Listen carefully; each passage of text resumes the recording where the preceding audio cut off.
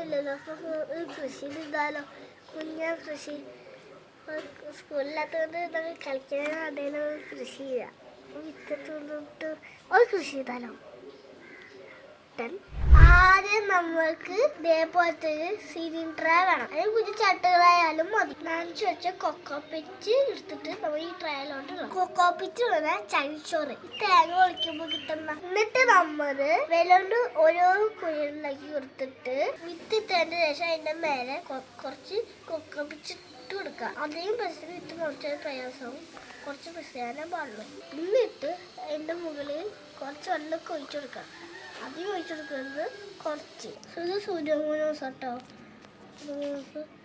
അസുഖം വരാണ്ടിരിക്കണം കേട്ടോ.